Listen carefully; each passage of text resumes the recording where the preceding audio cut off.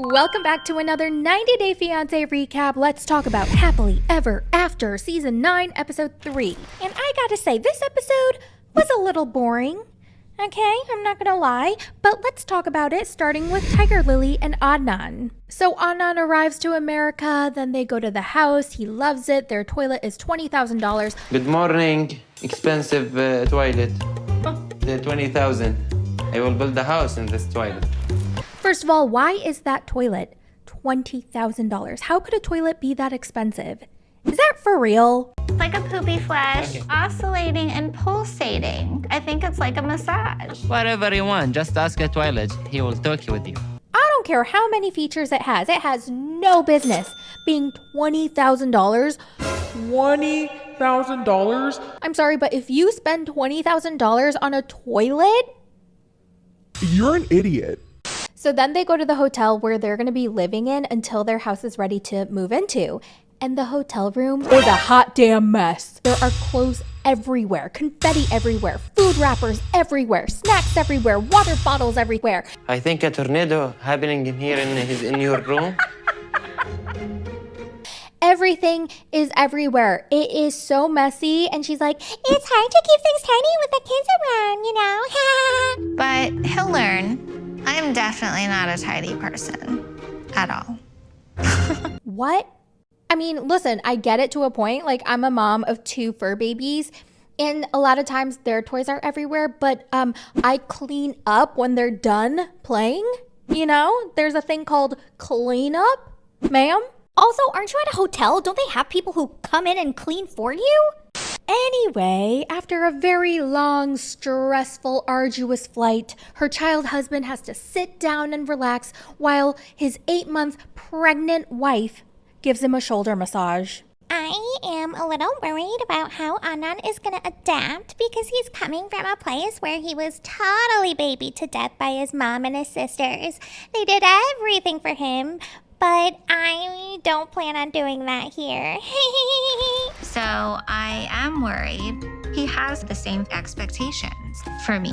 Oh, good luck. Then they go to the golf course to meet one of his brothers, Ferris. He hasn't seen him in over a year, and his brother lives in Texas with his wife and his daughter. Finally, I see you. نسي والله مشتاق لك كثير يفضح عريسك. Hi, good. How are you? Now, I had no idea he already had family in the States. That's nice. So they play some golf. Adnan really sucks. That's it. This is the goal. And then they ride the golf carts. Oh my god, baby! This is like Mario Kart, baby! Be careful, baby! I have a baby inside of me, baby! You're a baby! Yeah, baby! This is like Mario Kart. Oh no! There's like water puddles. Every time I hear Tigerlily talk, I think of the animals from Animal Crossing. You know how they go...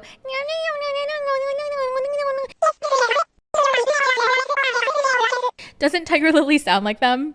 Then they go inside to chat, and Adnan tells Tigerlily that he really wants her to become a Muslim. I will be more happy and be more glad when you be a Muslim, baby. But baby, you told me that it was fine that I'm Christian, so when did it change? Yeah, it's still fine, baby, but I hope you will convert to Islam. That is my hope. But I don't like that you're trying to change me, baby. I'm not. You can stay Christian, but I hope you will become Muslim. But I don't want to change my religion for anyone. I want to change it for me. If I want to change it, then I will change it for myself, not because somebody else tells me to. Oh, I can't stand her voice sometimes. If I wanted in my heart, then I would do it. Not like just him telling me, oh, I want you to do this, because then it's not real. Honestly, they can take a Vina gummy and chill the fork out. Speaking of which, I'm very excited to tell you guys that I've partnered with them again for this recap. Vina offers the highest quality CBD and THC products to elevate mood, ease everyday stress, and support restful sleep. I've been loving their Extra Bliss gummies. It's their strongest gummy and my go-to for taking the edge off from a long, stressful day. It makes me feel relaxed, calm, and I feel like I'm floating on a cloud. If you need help with sleep, Lights Out is great because it's infused with melatonin and L-theanine, so it's designed to make you fall asleep faster and stay asleep longer. So if you'd like to give Vina a try, they're offering 30% off through the link in my description or use code THOUGHTS30 at checkout to get 30% off your purchase. Again, use the link in my description or use code THOUGHTS30 at checkout. You must be 21 or older. And thank you, Vina, for being an amazing sponsor. Let's move on to Gino and Jasmine. So Gino's hanging out with his cousin Dana, and Dana asks him, so how was Vegas, Gino? What happens in Vegas stays in Vegas. Tell me all about Vegas, man. What happens in Vegas stays in Vegas. Oh, come on. Gino tells him all the exciting adventures that they went on. They went to an ice bar. And we took a drink out of a titty. Oh, it was so cool, Dana. You don't even understand. And we even shared a kiss, and it was really nice. Yeah. Pretty romantic kiss. Your lips At get the stuck together. At the ice bar. I mean, that kind of like broke the ice for us. Yeah. Oh my God. Gino, are you 12? Like, are you having, was that your first kiss? So then Dana asks how things are with Jasmine, and Gino tells him that he hasn't talked to her since he kicked her out of the house. And Dana encourages him to talk to her soon and figure things out. I wouldn't wait. I mean, there's a lot that you got to work through, right?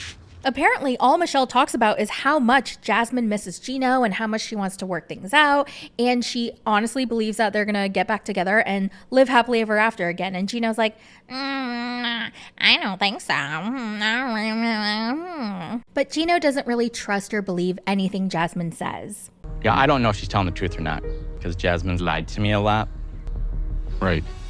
Then we see Jasmine inside Matt's house. She walks into some weird contraption and she sits down and she zips herself up. She looks like she stepped into like a giant super duper XL reusable grocery bag. She has her face mask on, a towel over her head, and then Matt walks in with Coco. Look at you, all clean and groomed. Is it on? Yeah, I'm sweating. And she tells him that she's meeting up with Gino later to talk things out. And he's like, okay, so are you going to get back with him?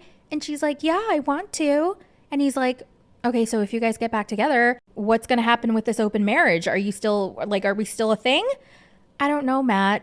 I cannot answer that because it's a decision to be made between my husband and me. And then they both get emotional because they're realizing that if Jasmine and Gino get back together, that Jasmine and Matt can no longer be friends. They can never see each other. They can never talk to each other.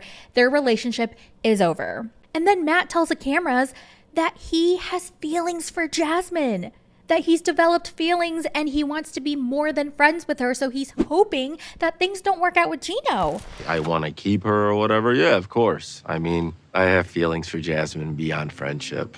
For sure. Yeah. And he gets so emotional and I'm like, oh my God, not me shipping Matt and Jasmine. And I will miss you if that happens. I know. They'd be kind of cute together, no? Now it totally makes sense. Of course he likes her. Because who the would put up with all her shenanigans? Gino's at the parking lot waiting for Jasmine, and he brought some of her stuff with him. So I don't think he plans on getting back together with her. Meanwhile, she's on her way, romanticizing their reunion. She thinks that they're going to make up, go back to his house, and live happily ever after. I might sleep in my house tonight with my husband, and everything is gonna go back to us we were at the beginning when we got married. She finally gets to the parking lot, and Gino's like, Listen, Jasmine, I have some of your stuff in the trunk. and Jasmine's like, what is this? Why'd you bring this coffee maker? I got it for you for Christmas. Like, you can keep it. And he's like, I don't want it. It was a gift that I bought for you. You can keep it. Oh, I don't need it. normally when someone wants to work things out with their significant other, they're not going to bring all your shit. You know what I mean? So then she's like, Gino, what's going on? Where were you, by the way? What do you mean, where was I? I heard you went to Vegas. Yeah, I did. I did with a girl named Natalie. I saw her and I met her and I had a very good time. For the first time, I was myself and there was no fighting. It was so nice. She rolls her eyes and she's like, Gino, you've only seen her for 3 days, okay? I can make any man the happiest man alive in 3 days. It is so unfair. Like, I mean, I could make any man the happiest in 3 days. Hot Vegas, my dear. You're too old.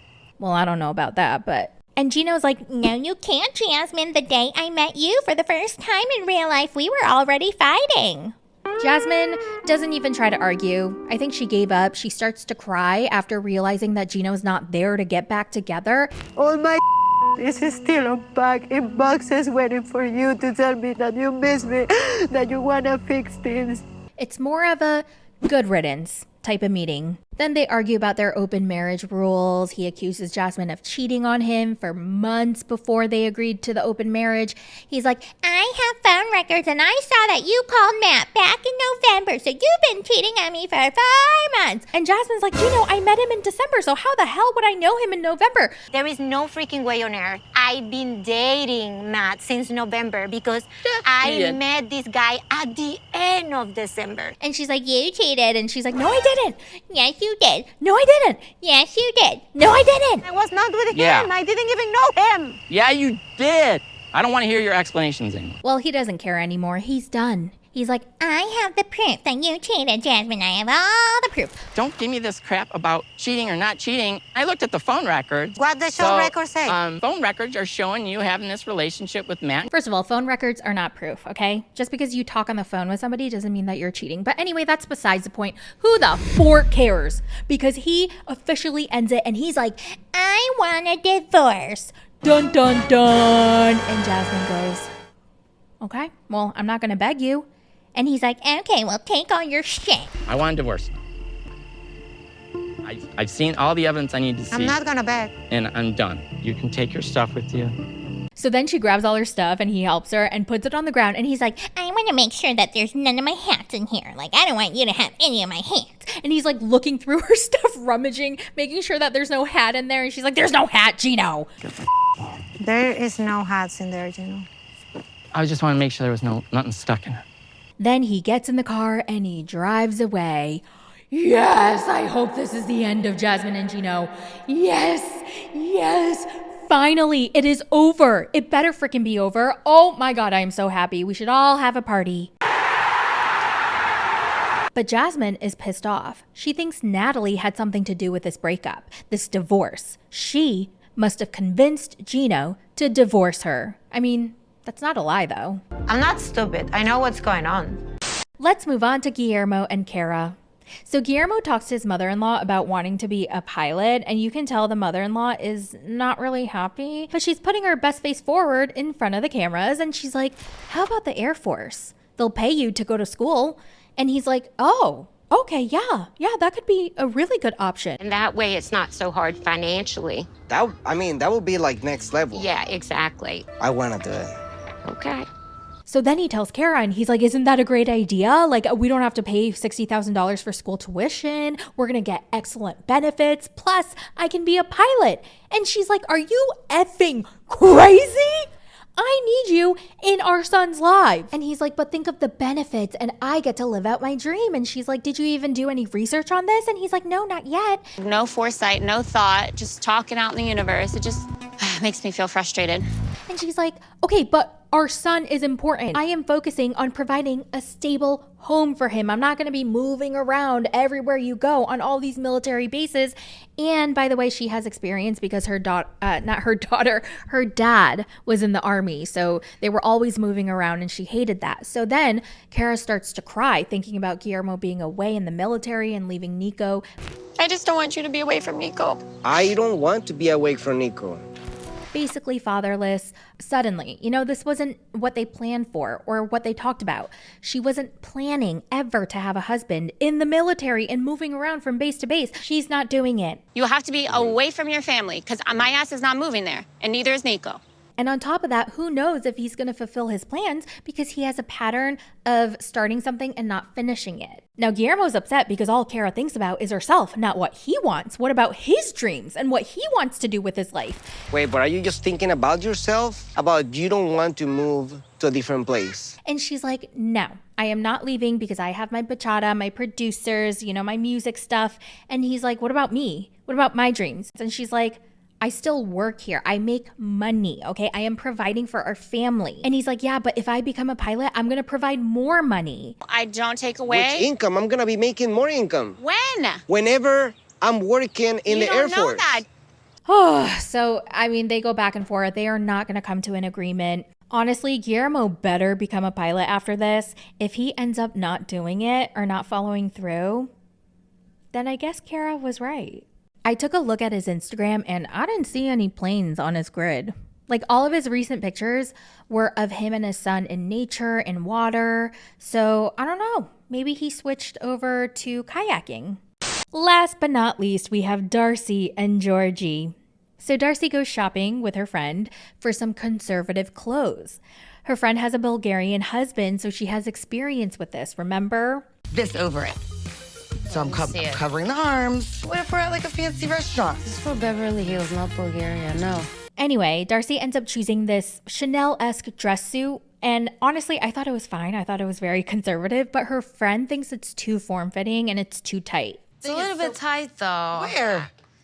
I can see through your boobs, girl. I just put it on kind of quick, but... Her friend also tells Darcey that his parents probably aren't going to accept her right away. It took her a couple of visits before they warmed up to her. Then she notices Darcey's 9-inch nails and she's like, oh my God, you have to cut your nails. You have to file them down. You can't have them that long and that blingy. Simple, short. I don't know if I'll go that short because I have stubby fingers. Get mom nails, Darcey. Get mom nails. Even when I had my kids, These I had not nice... mom nails. And then she looks at her lashes and she's like, you got to tone those lashes down.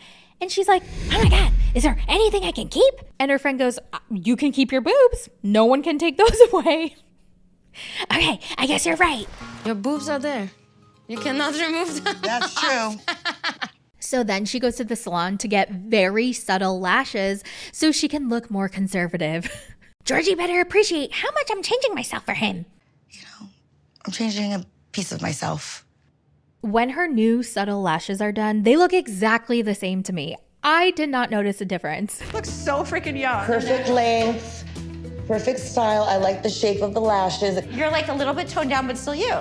Honestly, I think she should have lightened her brows. Something about her brows made it look so harsh and I don't know. I can't really explain it. But then again, I don't even know if changing the brows would make a difference because she's already done so much to her face. So I don't know. She gets home, she starts packing, and she shows Georgie the bodysuit that she's gonna wear, and it literally goes down to her belly button almost. Her cleavage is out, and he's so pissed off. He's like, oh my God, Darcey, I already told you, you have to dress conservative. And she's like, okay, fine, I won't wear this, but look at these shoes. And they're 5-inch platform, like stripper heels.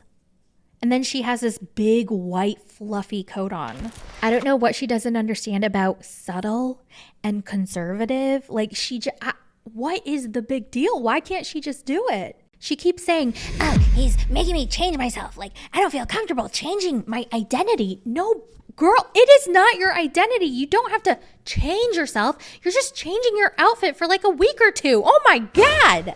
Darcey, I told you to cover your boobs. You're gonna look like a prostitute whore in Bulgaria. No, that's not true, Georgie. Okay, I toned myself down. Don't you notice my lashes? Don't you notice? What do you think? You didn't say anything. Do you notice? They look the same to me. What do you mean they look the same? They're not like strips where they're like spiders. Whatever, Darcey. You never care about what I have to say. I do, Georgie. I care very much. Aputatote. That's how you say I love you, right? In Bulgarian? Aputatote. Georgie, I love you. No, we don't care. I do care. Obichumte.